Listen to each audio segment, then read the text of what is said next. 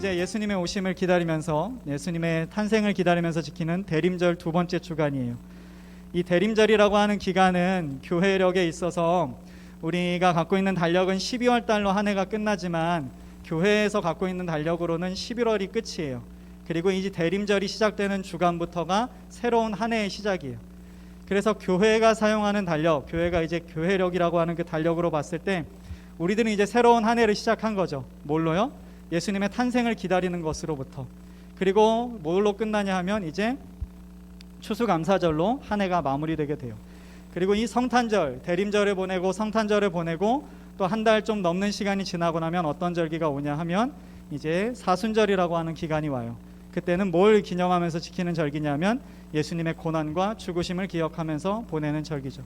그래서 교회의 달력은 그 두 가지 큰 절기, 성탄절과 부활절이라고 하는 것을 가장 큰 주축으로 해서 상반기와 하반기가 나눠진다라고 볼 수가 있어요. 그래서 우리 교회는 이 대림절 그리고 성탄절만큼은, 그리고 세상 사람들도 이 성탄절만큼은 모두 다 기억하고 지키는, 그리고 기념하면서 기뻐하는 절기이죠. 이 예수님께서 오신 것을, 처음 2000년 전에 이 땅에 오셨던 것을 기억하고 기념하면서 지키는 게 이 대림절과 성탄절이지만, 동시에 지금 예수님이 죽으시고 부활하시고 승천하신 이후의 시간을 살아가는 우리들은 처음 오셨던 예수님께서 다시 오실 것이다 라고 하는 것을 함께 기억하고 기념하면서 지켜야 하는 게 이 대림절 절기다, 성탄절이다 라고 설명할 수 있을 것 같아요. 그래서 오늘은 베드로가 쓴 이 편지의 글을 통해서 우리가 예수님의 재림을 기다리면서 기억해야 할 세 가지를 좀 함께 나눠보려고 해요.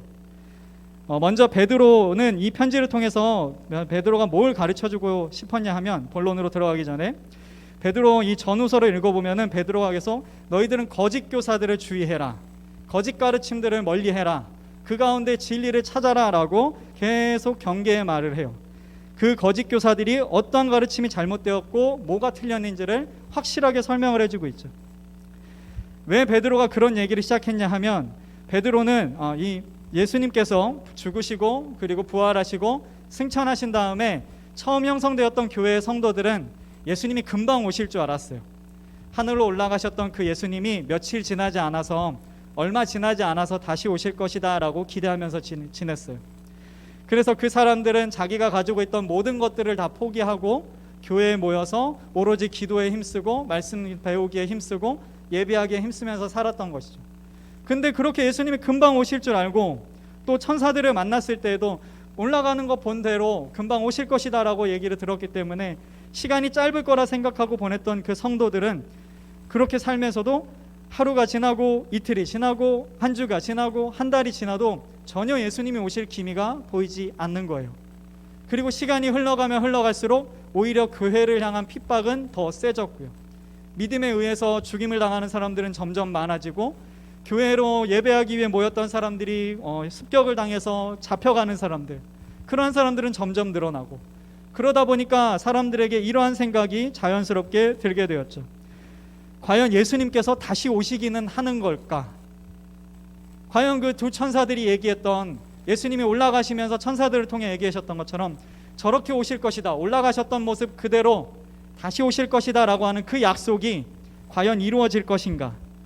나는 과연 그 약속을 붙잡고 지금 이 땅에서 이렇게 고난을 받으면서 믿음을 지키는 것이 의미가 있는 것인가?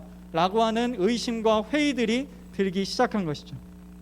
아주 자연스러운 반응이에요, 여러분. 그죠? 내가 기대했던 일이, 이때쯤 일어날 거라고 했던 그 일이 이때 일어나지 않고 한참 더 시간이 지나면 어떤 생각이 들겠어요? 당연히 이게 의미가 있는 건가? 이게 과연 효력이 있는 건가? 내가 이대로 이걸 가지고 살아가는 게 맞는가라고 하는 의심과 회의가 들죠. 사람에게 아주 자연스러운 반응이에요. 이 자연스럽게 생긴 이 의심과 회의의 틈을 누가 파고들었느냐 하면 거짓 교사들이 파고들었어요. 딴 얘기를 좀 나가서, 여러분, 이단에 빠지는 사람들이 새신자가 이단으로 가장 많이 가지 않아요. 기존의 교회에서 생활했던 사람들이 그 자기가 갖고 있던 조그만 틈의 그 질문들, 궁금증들, 의심들, 회의들, 그 틈을 이단들이 파고들어서 아주 그럴싸한 답변을 주니까 오히려 정통교회에서 신앙생활했던 사람들이 이단으로 더 많이 가요. 이단을 가면은 되게 어리석어 보이잖아요. 그죠? 마치 우리들이 그런 것처럼 구해줘라고 하는 드라마에 나왔던 것처럼 그 사입이 그런 종교에 왜 가냐라고 얘기를 하지만 그런 곳에 정말로 유명한 유수한 대학들을 졸업한 그곳에서 수업하는 교수님들도 계시고 외국의 유명한 대학에서 수업을 한 정말 그런 석학들도 이단에 빠져요. 왜 그럴까? 그들의 질문, 그들이 아무리 배운 것을 가지고도 답 내릴 수 없었던 그 답에 대해서, 그 질문에 대해서 아주 그럴싸한 답들을 이단들이 주니까 그 틈을 파고드는 거죠. 이 2000년 전에 이 베드로의 편지를 받고 있던 교회들도 그랬던 거예요. 예수님이 과연 다시 오실까? 과연 저분이 다시 오실까? 우리가 그걸 믿고 이렇게 핍박을 당하는 게 맞는 것일까? 우리가 그거를 신뢰하고 금방 오실 것처럼 얘기하셨던 그 예수님이 아직도 오지 않는데 그 약속은 과연 이루어질 것인가? 그 틈을 거짓 교사들이 파고들었던 거죠. 그러면서 올바른 신앙과 그리고 신앙의 길에서 성도들이 탈선하게 만들었어요. 예수님 안 와. 언제 오시겠어? 언제 오실지 몰라. 그러니 이 땅에서 잘 살자 먼저. 그러면서 올바른 신앙의 길에서 탈선하게 만든 것이죠. 이런 상황을 두고 베드로는 거짓 교사들의 가르침은 틀렸다라고 단언해요. 틀렸을 거야가 아니라 틀렸다라고 마침표를 찍어요. 베드로가 왜 그렇게 거짓 교사들의 말이 예수님이 오시는 것이 예수님이 다시 오시지 않을 수도 있다라고 하는 그러한 거짓 교사들의 가르침, 그 가르침이 왜 틀렸다라고 단언할 수 있었냐 하면 그것은 베드로가 하나님의 말씀을 기반으로 했기 때문이에요. 여러분, 사도행전 1장에서 예수님께서 올라가시면서 때와 기한은 너의 나도 모른다. 너희가 내가 언제 올지 궁금하지만 때와 기한은 나도 모르고 아버지만 아신다. 그러나 확실한 것은 내가 다시 올 것이다. 그러고 예수님께서 승천하신 다음에 하늘을 바라보고 있는 사람들에게 두 천사가 나타나서 얘기를 해요. 너희 왜 하늘만 바라보고 있냐? 올라가신 이 예수는 반드시 올라갔던 그 모습 그대로 다시 오실 것이다 라고 약속하거든요. 베드로는 그 얘기를 들었고 그 얘기를 아직도 믿고 있는 거고 그 얘기가 진짜다라고 확신하기 때문에, 그리고 그 얘기가 자기가 만들어낸 말이 아니라 예수님께서 하신 말씀이고 그리고 구약 성경의 약속을 통해서 우리에게 전해진 것이기 때문에 베드로는 거짓 교사들의 가르침은 틀렸다라고 확실하게 단언할 수 있었던 것이죠. 말씀을 더 진행하기 앞서서 여러분 이 사실을 꼭 확실히 하고 앞으로의 신앙생활을 다 해나갔으면 좋겠어요. 하나님의 말씀은 반드시 이루어집니다. 하나님의 말씀은 1.1획도 하늘에서 떨어지지 않고 사라지지 않고 모두 다 이루어져요. 주의 말씀은 절대로 사라지지 않아요. 꽃은 시들고 강은 마른지라도 하나님의 말씀은 절대 변하지 않고 모두 다 이루어진다라고 얘기를 하셨어요. 여러분, 성경에 기록되어져 있는 앞으로 일어날 일이 아니라 일어났던 일들을 돌아봐봐요. 성경 말씀 그대로 다 되었죠. 예수님이 오실 것이다 라고 구약에 예언을 했어요. 예수님이 오셨어요. 예수님이 고난받을 것이다 라고 약속하셨어요. 고난받으셨어요. 그분이 죽을 것이다 라고 예언했어요. 죽으셨어요. 그분이 부활할 것이다 라고 약속하셨어요. 부활하셨어요. 그분이 하나님 우편에서 이제 다시 오실 것이다 라고, 그때와 기한은 모르지만 분명히 오실 것이다 라고 말씀은 얘기해줘요. 그 말씀 그대로 이루어질 거예요. 이 대림절과 성탄절을 보내는 우리가 기억해야 할 것은 2000년 전에 오신 예수님만 기억하면서 와 기쁘다 이럴 것이 아니라 언제 오실진 모르지만 분명히 다시 오실 그 예수님을 기억하면서 이 기간을 보내야 한다라는 거죠. 그 예수님이 다시 오셨을 때 나는 어떤 모습으로, 그죠? 본문 11절에 이렇게 얘기를 하죠. 이렇게 모든 것이 녹아버릴 터인데, 예수님이 다시 오시는 날 모든 것이 녹아버리고 불타버리고 다 드러나는 일이 생길 텐데 우리는 어떤 사람이 되어야 하겠습니까? 이 질문을 여러분 기억해야 해요. 여러분들은 이 시대를 살아가면서 어떤 사람으로 하나님 앞에 설 것인가? 하나님의 약속을 진짜 이루어질 거라고 믿고 그 믿음 가운데서 베드로와 같이 거짓 가르침들을 다 물리치고 그 가운데 끝까지 하나님의 말씀을 붙잡고 살아가는 사람들, 그 사람들이 여러분들이 되기를 바랍니다. 그리고 하나님의 말씀을 가지고 세상의 가치와 싸우면서, 싸운다라고 하는 게 막 주먹질을 하고 피튀김을 하는 싸움이 아니라 세상에서 가르치는 학문과 지식들, 그리고 세상에서 얘기하는 가치들은 하나님의 가치와 맞지 않을 때에 그 안에서 하나님의 가치를 선택할 수 있는, 손해를 본다 할지라도 피해를 본다 할지라도 조금은 돌아가는 것처럼 보인다 하고 세상 사람들은 왜 이렇게 어리석냐라고 한다 할지라도 그게 하나님이 원하시는 가치와 그리고 선택이라면, 행동이라면 하나님의 말씀, 약속 신뢰하고 그것을 선택할 수 있는 우리 고등부 친구들이 되기를 바랍니다. 한 해를 마무리하면서 여러분들의 삶을 돌아보면서 나는 과연 2020년도 한 해 동안 그렇게 살았는가? 나는 내년 한 해를 그렇게 살 수 있도록 어떻게 무엇을 준비해야 할 것인가? 물을 수 있는 자세가 우리에게 필요하다는 것이죠. 다시 한번 강조하지만 하나님의 말씀은 반드시 이루어집니다. 성경은 그럴 거야 라고 얘기하잖아요. 그럴 것이다, 그런다 라고 확실하게 얘기를 하세요. 여러분들이 그 사실을 믿고 약속의 자녀된 자로서 부끄럽지 않게 세상을 살아가는 우리 고등부 친구들 모두가 되기를 주님의 이름으로 축원합니다. 본론으로 들어갈게요. 이제 우리가 예수님의 재림을 기다리면서 이 기억해야 할 첫 번째는 이제 세 가지를 나눌게요. 그 첫 번째는 뭐냐 하면 예수님은 반드시 다시 오신다는 사실이에요. 본문에서 얘기를 하죠. 개역개정으로 읽어드릴게요. 사랑하는 자들아, 주께는 하루가 천년 같고 천년이 하루 같다 하는 이야기 한 가지를 잊지 말라. 주의 약속은 어떤 이들이 더디다고 생각하는 것 같이 더딘 것이 아니라 오직 주께서는 너희를 대하여 오래 참으사 알무다 멸망하지 아니하고 다 회개에 이르기를 원하신다라고 8절과 9절에서 얘기를 해요. 자, 설명을 해줄게요. 가정이나 추측이 아니라 사실이요. 예수님께서 사랑하는 자들아, 주께는 하루가 천년 같고 천년이 하루 같다라는 이 한 가지를 잊지 말라라고 얘기를 해요. 이 한 가지를 우리가 기억해야 해요. 이 시간이 하나님의 시간과 나의 시간이 다르다는 것을 왜 기억해야 하냐? 지금 2000년의 시간이 지났죠. 예수님께서는 금방 오실 것처럼 얘기했지만 재림이 벌써 2000년이란 시간이 흘렀어요.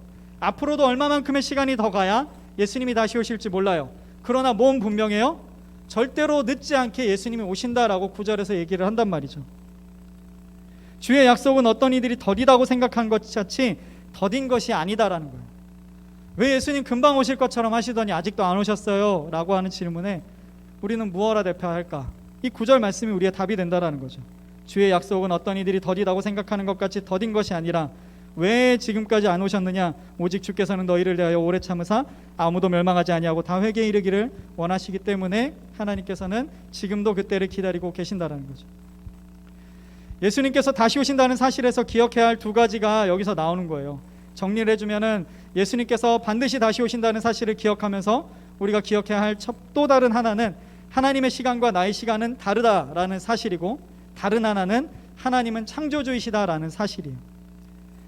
하나님께서는 이 베드로의 편지를 통해서 예수님께서 승천하시고 시간이 얼마 지나지 않고 재림할 것으로 생각했던 사람들에게 얘기하고 계시는 거죠. 나의 시간과 너희 시간이 다른 것을 너희는 꼭 기억해라. 나는 시간을 창조한 창조주 여호와 하나님이다.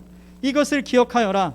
너가 보기에는, 너희들이 보기에는 내 아들 예수가 안 올 것처럼 보여도, 늦게 오는 것처럼 보여도 내가 정한 시간에, 세상을 창조한 나 창조주 여호와 하나님이 정한 시간에 내 아들 예수는 내가 약속한 그대로 반드시 다시 너희에게 올 것이다, 갈 것이다 라고 하나님은 얘기하는 것이죠. 그래서 10절에서 하나님의 시간과 우리의 시간이 다르기 때문에 예수님께서 다시 오시는 날은 도둑같이 온다라고 표현해 주는 거예요. 10절에 보면은 그러나 주의 날이 도둑같이 오리니 라고 얘기를 해주죠. 왜 도둑같이 오냐? 마치 예수님이 숨어서 살금살금 뒷문으로 이렇게 밤중에 아무도 보지 못하는 가운데 숨어서 오셔서 도둑같이 온다라고 표현하는 게 아니라 예기치 못한 그 순간에 갑작스럽게. 왜 갑작스럽냐? 우리는 모르니까. 하나님이 우리에게 언제 오신다고 알려주지 않으셨으니까, 우리는 그때를 정확하게 모르니까, 그때를 몇 날, 며칠, 몇 월, 몇 시라고 정확하게 모르니까 도둑같이 온다라고 느껴진다라는 거죠. 이 도둑 같다라는 표현은 그런 의미예요. 예수님은 절대로 뒷구멍으로 숨어서 오지 않으세요. 예수님은 절대로 어둠 가운데에서 갑작스럽게 아무것도 보이지 않게 내려오지 않으세요. 예수님은 밝은 빛과 그리고 소멸하는 불과 같은 분으로서 주변의 천사장들을 호위하고 구름 타고 오신다라고, 그죠? 데살로니가서에서도 얘기를 해줘요. 빛 가운데 오실 거다라고 얘기를 해줘요. 우리들은 그 예수님의 다시 오심을 기억하면서 언제 오실지 모르지만 분명히 다시 오실 그 예수님을 기억하면서 믿음의 선택을 하며 살아가야 한다는 거죠. 예수님께서 분명히 다시 오신다는 사실을 기억하고 여러분들이 세상의 가치관과 방법을 가지고 살아가는 것이 아니라 하나님 나라의 가치관과 방법을 가지고 살아가는 우리 모든 고등부 친구들 되기를 주님의 이름으로 축원합니다. 세상의 가치관들은 여러분들을 계속 공격할 거예요. 예수가 진짜 와? 예수가 진짜 왔었어? 그가 진짜로 구원을 줘? 그 이름 믿으면 모든 복을 누릴 수 있어? 그 이름 때문에 너희가 행복할 수 있어? 라고 물어올 거예요. 여러분, 그때 담대하게 믿음 가지고 그 믿음이 약속에 기반해서 베드로가 말한 것처럼 모든 교회가 핍박당하고 거짓 교사들이 일삼는 그 가운데서도 하나님 말씀 하나 붙잡고 세상을 향하여 호령했던 것처럼 여러분들도 이 세상에서 호령할 수 있기를 바라요. 하나님의 말씀은 분명히 이루어집니다. 지금 이 순간은 더딘 것처럼 보여도 분명히 정해놓으신 때가 나에게 있습니다. 나는 그때를 기다리면서 오래 참음으로 정결하게 연단 받고 하나님 앞에 하나님의 사람으로 살겠습니다라고 단언할 수 있는, 그리고 선언할 수 있는 저와 여러분 되기를 주님의 이름으로 축원합니다. 우리가 두 번째로 예수님의 재림을 기다리면서 기억해야 하는 두 번째는 예수님이 다시 오시면 모든 것이 드러난다라는 사실이에요. 우리 11절 말씀에 보면 이렇게 설명을 하고 있어요. 개역개정으로 읽어드릴게요. 이 모든 것이 이렇게 풀어지리니, 이렇게 나타난다라는 표현이에요. 풀어진다라는 건 너희가 어떠한 사람이 되어야 마땅하냐? 거룩한 행실과 경건함으로 하나님의 날이 임하기를 바라보고 간절히 사모하라. 그날에 하늘이 불에 타서 풀어지고 물질이 뜨거운 불에 녹아지려니와 라고 얘기를 하고 있어요. 11절과 12절에서 11절에 나오는 드러나리로다. 11절이 아니군요. 10절이네요. 죄송해요. 10절 끝부분에 보면은 10절 끝부분에 보면은 그 중에 있는 모든 일이 드러나리로다 라고 얘기를 하고 있어요. 여기서 얘기하는 이 드러나리로다 라고 하는 단어 앞부분에 보면은 조그만 숫자로 1하고 가로가 되어 있고, 아래 보면은 그 똑같은 번호 앞에 어떤 사본에 타지리라 라고 이렇게 설명이 되어 있어요. 그러니까 이 설명은 뭐냐 하면 아주 권위가 있고 가장 오래된 성경책에는 드러난다라고 하는 단어로 되어 있지만, 이 성경 원본을 베껴 쓴 사본이라고 부르는데, 그것들 중에 어떤 것에는 불탄다, 탄다라고 쓰여져 있다라는 거예요. 그래서 우리들은 두 가지 경우로 볼 수 있는 거죠. 그 중에 있는 모든 일이 드러나리로다라고 볼 수 있지만, 그 중에 있는 모든 일이 불탈 것이다라고도 볼 수 있는 거예요. 왜 탄다라고 설명을 했냐? 그 10절 앞부분에 보면은 그러나 주의 날이 도둑같이 오리니 그날에는 하늘이 큰 소리로 떠나가고 물질이 뜨거운 불에 풀어지고 땅과 그 중에 있는 모든 일이 드러날 것이다 라고 하고 있죠. 여기서 불이 나타나요. 물질이 뜨거운 불에 풀어진다, 이거를 이제 뒤에서는 그 중에 있는 모든 일이 불탈 것이다, 드러날 것이다 라고 설명하고 있는 것이죠.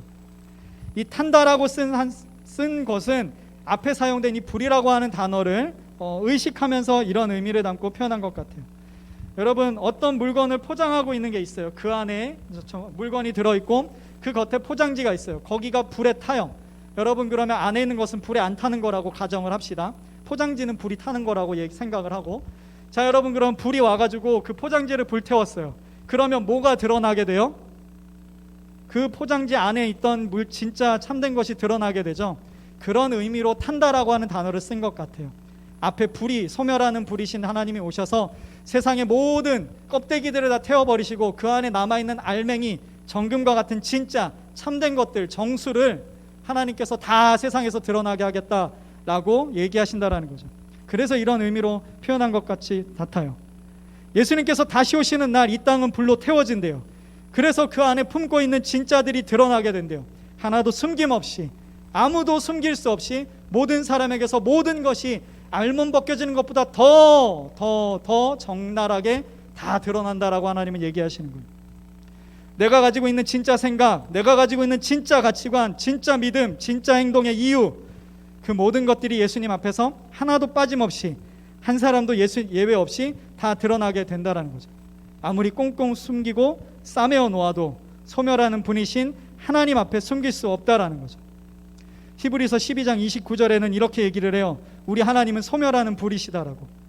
그리고 예수님의 재림에 대해서 가르쳐주는 데살로니가 후서 1장 7절에는 예수님께서 다시 오시는 모습을 이렇게 표현해요.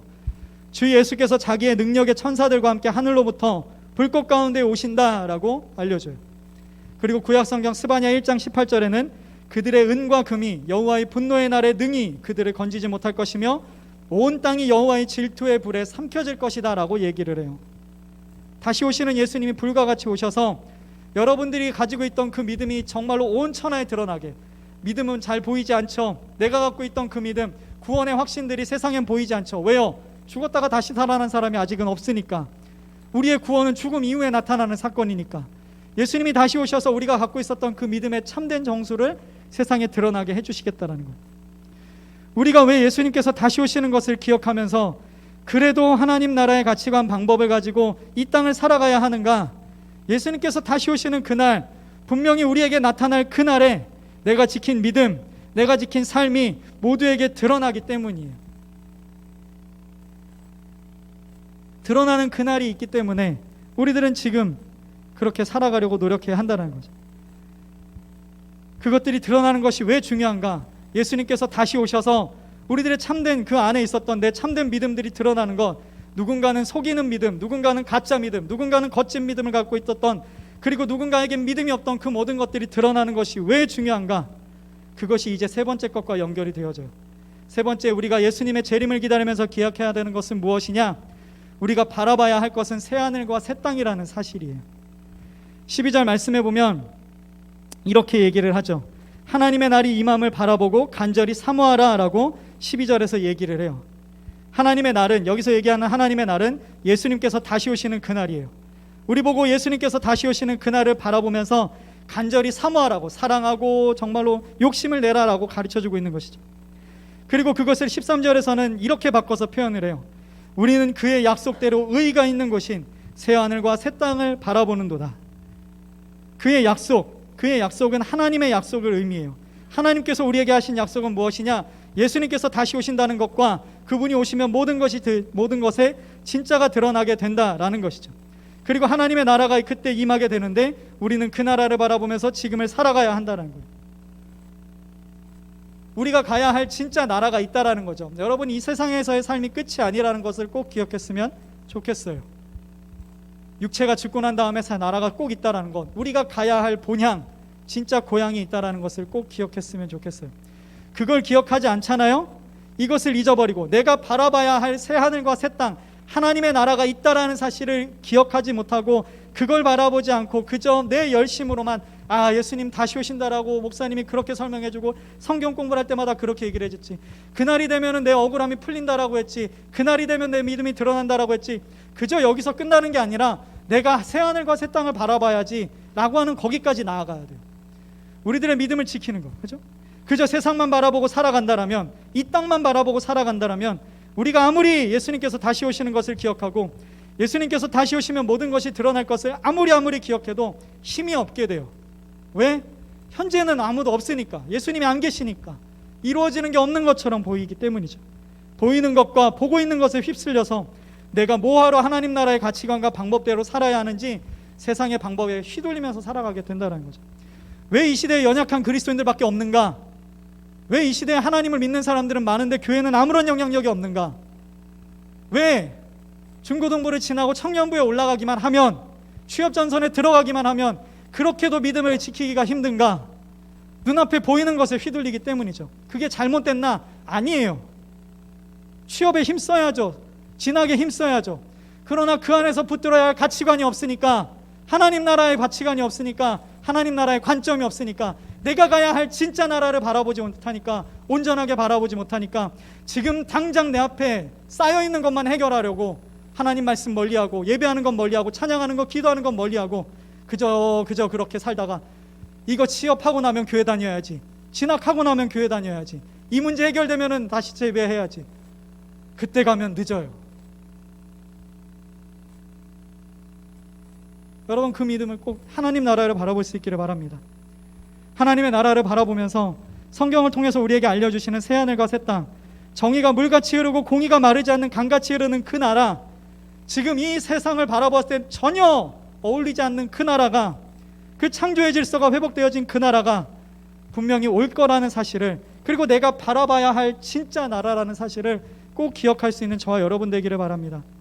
그 나라가 오기만 한다라면, 그 나라를 바라보며 살아간다라면 우리들에게 진짜 영원한 복과 즐거움을 누릴 수 있어요. 여러분, 예수님께서 늦게 오시는 것처럼 보이지만 그것은 우리의 눈에만 그런 것이에요.